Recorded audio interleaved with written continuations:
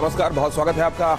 मैं हूं दिनेश गौतम। बस 12 घंटे और रूस और यूक्रेन के बीच की जंग जिस मुहाने पर आकर खड़ी हो गई है, उससे पूरा यूरोप खतरे में आ गया है। क्यों और कैसे मैं आपको बताऊंगा, लेकिन आपको बता दूं कि मेरे साथ यहां पर ये जो मेहमान आपको नजर आ रहे हैं, ये अगले 40 मिनट में आपको ये बता देंगे कि कैसे यूक्रेन फिलहाल जहां पर खड़ा हुआ है, वहां से पूरे यूरोप और पूरे दुनिया की तरफ तबाही की लहरें बढ़ रही हैं। मैं इनसे आपका परिचय कराऊंगा। सर, आप आ सकते हैं मेरे साथ, लेकिन उससे पहले मैं आपको बता दूं, एक टाइम बॉम्ब टिक कर रहा है। एक टाइम बॉम्ब लगातार टिकिंग मोड में है। क्यों?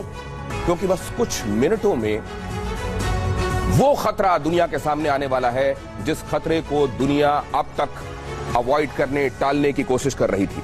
हमारे साथ जुड़ रहे हैं खास मेहमान, उनके साथ बातचीत होगी। एम्बेसडर सुरेश बिल्कुल बगल में मेरे खड़े हुए हैं और इस दौरान अक्सर उनके साथ चर्चा हुई है। बहुत महत्वपूर्ण इंसाइट कपिल कुमार जी, प्रोफेसर कपिल कुमार, उनका एक डायलॉग तो मुझे भूलता नहीं है, चढ़ जा बेटा सूली पर, भला करेगा नेटो। अगली लाइन उन्हीं से सुन लीजिएगा वो क्या कहते हैं। इसके अलावा मेजर शाह हमारे साथ जुड़ रहे हैं, जिन्होंने बहुत इंपॉर्टेंट इंसाइट्स और एनालिसिस इस दौरान आपको दिए हैं। SB Asthana sir, international strategic affairs और डिफेंस एक्सपर्ट, मास्टर हैं इन चीजों में, आपको इंसाइट देने के मामले में। मेजर शाह, क्योंकि आप देखिए खुद युवा हैं और फौज में एक बड़े लेवल पर सर्व कर चुके हैं। सर, एक बात बताइए, अनुभव कितना जरूरी होता है? क्या यहां ज़ेलेंस्की का तजुर्बा नहीं होना उनके लिए घातक हो गया? या मुझको ये लगता है इस मामले में तो उस कुर्सी में आप किसी नौसिखी को बिठा दीजिए, इतना तो समझ में आता है कि उसको क्या करना चाहिए। देश के इतने लोग इतना नुकसान करा दिया। देखिए, फौज में हमको एक चीज सिखाई जाती है, अटैक, डिफेंस और टैक्टिकल विड्रॉल। यानी कि आपको मालूम होना चाहिए कब आपको पीछे हटना है। आगे खतरा है, आप खुद तो मरोगे, कोई बात नहीं, मरो, कोई बात नहीं, साथ में आप सिविलियंस को, मासूम बच्चों को, लेडीज को क्यों मरवा रहे हो? और राष्ट्रवाद की भाषा जगाना बहुत आसान है भैया। आप बोल दो भाई हम खतरे में हैं, सब तैयार हो जाएंगे। आज की तारीख में मैं चैलेंज करता हूं बंदूक उठाने में, और यही हुआ है यूक्रेन में। ज़ेलेंस्की ने जो बोला है, भाई मैं ठीक है, उनके जज्बे, उनकी बहादुरी की मैं कदर करता हूं, ठीक, इतना ठीक है, लेकिन ये बेवकूफी और बहादुरी में बहुत फर्क है। आप खुद तो खाई में गिरोगे, साथ में ले जा रहे हो। भाई ये बताइए आप मेरे को, कल आपके सामने सड़क पे मैं आम बात करूंगा कि ताकि लोग एक बात बता दीजिए, आज हम यहाँ इस मोड़ पर खड़े होकर एनालिसिस कर रहे हैं, पीछे मुड़कर रेट्रोस्पेक्शन में जब आप ये करते हैं आसान हो जाता है। ज़ेलेंस्की के ऊपर ये ठीकरा फोड़ रहे हैं हम, या वाकई उन्होंने गलती की है? यूक्रेन ने IAEA को गंभीर हालात के बारे में अवगत करा दिया है। यूक्रेन ने संभावित रेडिएशन को लेकर आगाह कर दिया है। यूक्रेन ने कर दिया आगाह, लेकिन आपने ये हालात बनने क्यों दिए? और अब जब ये बन रहा है, आप जानते हैं कि आप खुद टिकिंग टाइम बॉम्ब पर बैठे हुए हैं, तो इस तरह आबैल मुझे मार क्यों करते हैं जनरल शाह?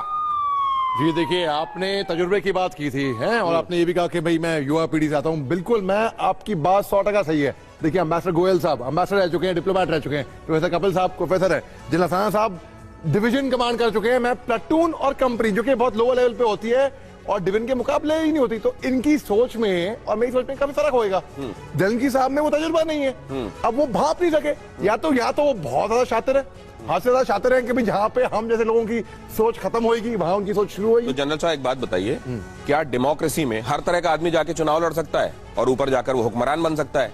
क्या अगर कोई स्टैंड अप कॉमेडियन है, क्या अगर कोई इस तरह का व्यक्ति है, वो जाकर ऊपर कुर्सी में ना बैठे क्योंकि उसके पास इस तरह का तजुर्बा नहीं है? नहीं, वो बात नहीं है, मगर यहाँ पे ये भाप नहीं सके। दूसरी बात ये है कि मैं तो कह रहा हूँ कि प्रेसिडेंट पुतिन ने हमला करके गलती करी, मैं इस पे अटल हूँ। उनको प्रोवोक किया वो अलग बात है, मैं मानता हूँ, ठीक है, मगर जिस दिन उन्होंने हमला किया 24 फरवरी को, जो लोग उनको सपोर्ट कर रहे थे वो लोग भी पीछे हट गए कि नहीं, हम इनके साथ नहीं है, इन्होंने हमला किया है। हमलावर हमेशा गलत होता है, ये बात हमेशा याद रखें। लेकिन एट द सेम टाइम आपको ये भाप लेना चाहिए कि भाई आपके साथ सिविलियंस हैं, मासूम बच्चे हैं, छोटे छोटे बच्चे हैं, वो बच्चे नहीं है क्या जो मर रहे हैं वहां पे? सर, एक बात बताइए, ये एक तरफ तो अमेरिका देखिए ये कहता है कि हम सैंक्शंस लगाएंगे, रशिया पर इतने सारे सैंक्शंस थोप दिए, आज वो ईरान बड़ा अच्छा लगने लगा, वेनेजुएला से सैंक्शंस आप ईज कर रहे हैं, आपने क्यों लगाया था?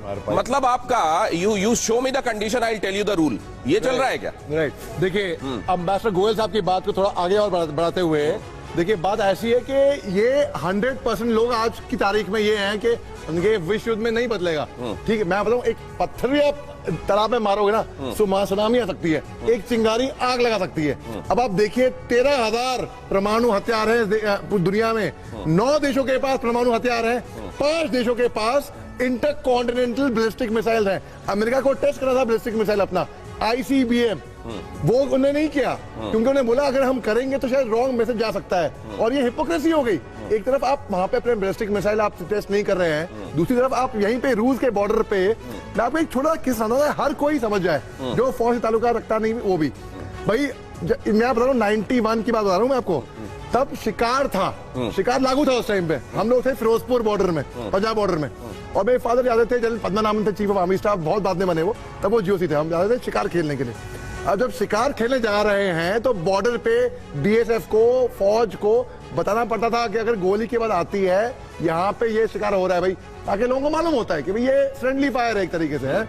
आप बॉर्डर पे ये फॉग गेम खेलेंगे, आप बोलेंगे एक्सरसाइज कर रहे हैं, ट्रेनिंग कर रहे हैं, जो भी, ये बिल्कुल भड़काने वाली बात है। और ये यही चीज, यही गलती होती है। विश्व युद्ध कैसे शुरू होता है? वर्ल्ड वॉर का 1 का एग्जाम्पल लगा लीजिए आप। 28 जून 1914 में असैसिनेशन हुआ था, और यही इसी असैसिनेशन का बदला लेने के 1 महीने के बाद ऑस्ट्रेलिया हंगरी ने हमला किया, और ये आप लगा लिए हिसाब। मतलब ये जो कुछ भी चल रहा है दुनिया में, ये तलवार की धार पर चलने जैसा चल रहा है। कभी अपने मेहमानों का धन्यवाद करूंगा।